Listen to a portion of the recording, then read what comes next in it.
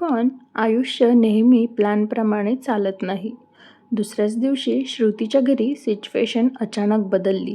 तिच्या लग्नासाठी आलेल्या प्रपोजलबद्दल तिच्या कुटुंबाने खूप सिरियसनेस दाखवायला सुरुवात केली आणि यावेळी त्यांनी तिचं मत विचारण्याऐवजी थेट पुढे जाण्याचा निर्णय घेतला.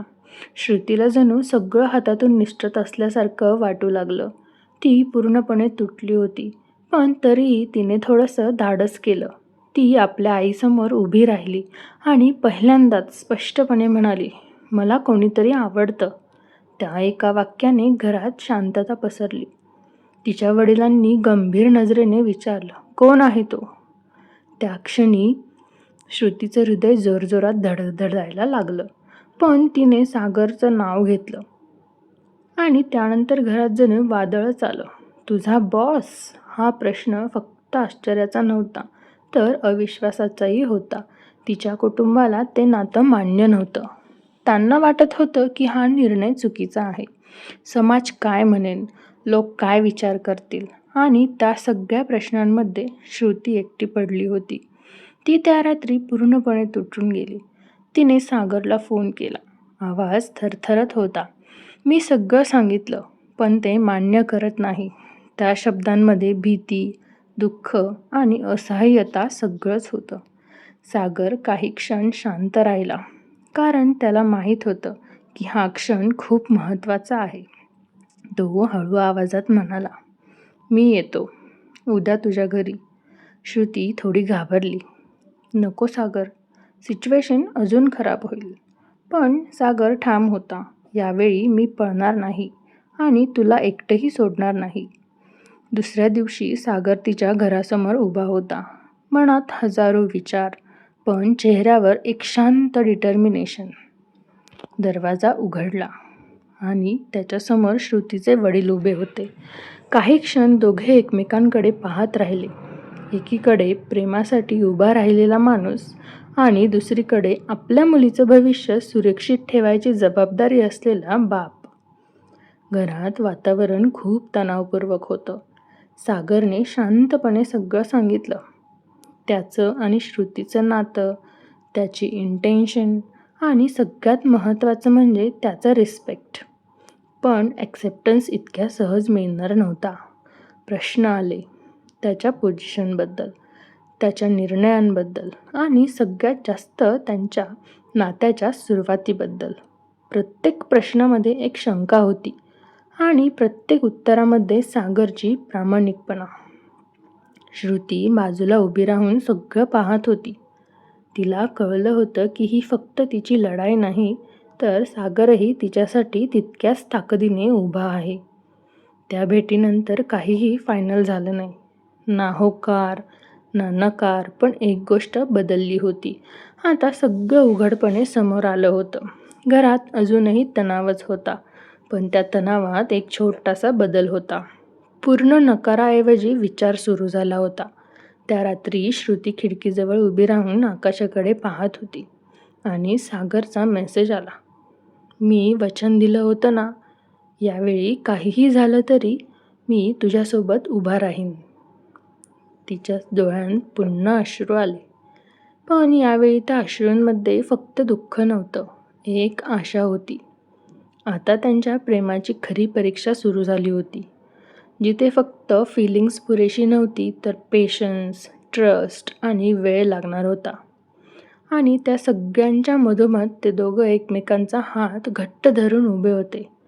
पुढे काय होईल हे माहीत नसतानाही एक गोष्ट मात्र नक्की होती, यावेळी ते सहज हार मानणार नव्हते. पुढचे काही दिवस तणावाने भरलेले होते, पण त्या तणावातही एक शांत बदल हळूहळू जाणवत होता.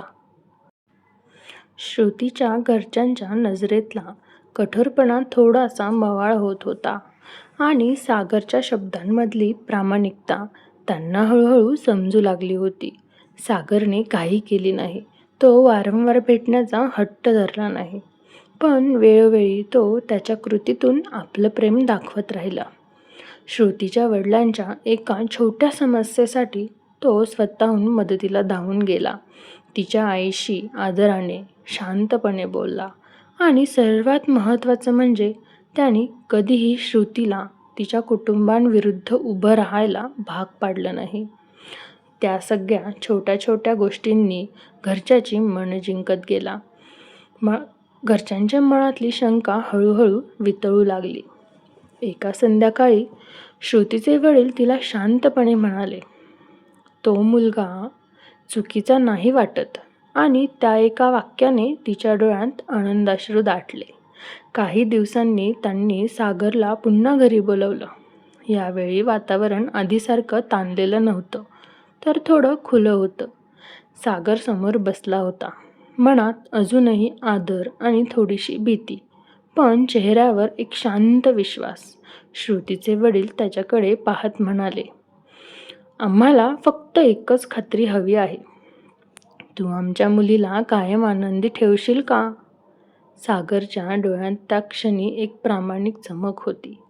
तो हळू आवाजात म्हणाला, मी वचन देऊ शकत नाही की आयुष्यात कधी दुःख येणार नाही, पण हे नक्की सांगतो की ती कधीच एकटी पडणार नाही. त्या उत्तराने घरात काही क्षण शांतता पसरली आणि मग तिच्या आईने हलकसं हसत मान डोलावली. त्या दिवशी पहिल्यांदाच सगळ्यांनी मनापासून होकार दिला. कोणताही मोठा आवाज, कोणतंही नाट्यमय दृश्य नाही, फक्त एक शांत स्वीकार. श्रुती सागरकडे पाहत होती, डोळ्यात आनंद, विश्वास आणि थोडंसं आश्चर्य. कारण ज्या नात्यासाठी तिने इतका संघर्ष केला होता ते अखेर सगळ्यांसमोर मान्य झालं होतं. लग्नाच्या तयारीला सुरुवात झाली. घरात पुन्हा एकदा आनंदाचं वातावरण पसरलं. हसणं, गप्पा, नातेवाईकांची ये-जा आणि त्या सगळ्यात सागर आणि श्रुती एकमेकांकडे पाहून हलकसं हसत होते. जणू काही ते दोघं मनातल्या मनात म्हणत होते, आपण हे खरं केलं. लग्नाच्या दिवशी मांडवात बसलेला सागर शांत होता, पण त्याच्या चेहऱ्यावर समाधान स्पष्ट दिसत होतं. आणि जेव्हा श्रुती नवरीच्या वेशात त्याच्यासमोर आली, तेव्हा काही क्षणांसाठी त्याची नजर तिच्यावरून हललीच नाही. तीच श्रुती जिच्याशी त्याने एक शांत ऑफिसमध्ये कॉफी शेअर केली होती, आज त्याच्या आयुष्याची साथीदार बनणार होती. विधी सुरू झाले. मंत्रांचा आवाज, फुलांचा सुगंध आणि दोघांच्या मनात भरलेली भावना. प्रत्येक फेऱ्यासोबत त्यांचं नातं अधिक मजबूत होत होतं. 7व्या फेऱ्याला सागरने हलक्याच आवाजात तिच्याकडे पाहून म्हटलं, यावेळी कधीच सोडणार नाही. आणि श्रुतीच्या डोळ्यातून अश्रू वाहू लागले. पण ते दुःखाचे नव्हते, ते होते पूर्णत्वाचे. लग्नानंतर काही दिवसांनी दोघं पुन्हा त्या जुन्या ऑफिसमध्ये गेले, जिथून सगळं सुरू झालं होतं. तीच खिडकी, तोच डेस्क, पण आता सगळं वेगळं होतं. श्रुतीने हसत विचारलं, आठवतंय इथून सगळं सुरू झालं होतं? सागरने तिचा हात हलकासा धरत उत्तर दिलं, हो. आणि आता इथूनच सगळं कायमच सुरू राहणार आहे. त्या क्षणी बाहेर पुन्हा हलकासा पाऊस सुरू झाला. जणू निसर्गही त्यांच्या प्रेमाची साक्ष देत होता. आयुष्यात अजूनही चॅलेंजेस येणार होते, पण एक गोष्ट आता कायमची ठरली होती. ते दोघं एकमेकांसोबत होते आणि तेच त्यांच्या सगळ्या कथेला एक संपूर्ण, पूर्ण आणि आनंद शेवट देणारं होतं. कधीकधी प्रेम मोठ्या शब्दांत सांगायची गरज नसते, ते छोट्या छोट्या क्षणांमध्ये जाणवतं. काळजीत, शांततेत आणि न बोलता समजून घेण्यात. प्रत्येकाच्या आयुष्यात एक अशी व्यक्ती असते, जी आल्यावर सगळं बदलतं आणि गेल्यावरही तिच्या आठवणीत कधी जात नाहीत. खरं प्रेम म्हणजे फक्त सोबत असणं नाही, तर कोणीतरी दूर असतानाही मनाने त्याच्याशी जोडलेलं राहणं. काही प्रेमकथा पूर्ण होतात, तर काही अपूर्ण राहतात, पण भावना मात्र कायम जिवंत राहतात. तुम्हाला ही कथा आवडल्यास आपल्या कथेला लाईक आणि शेअर करायला विसरू नका. तुम्हाला कथा कशी वाटली कमेंटमध्ये नक्की सांगा. आणि अशाच नवनवीन कथा ऐकण्यासाठी आपल्या चॅनलला सबस्क्राईब नक्की करा.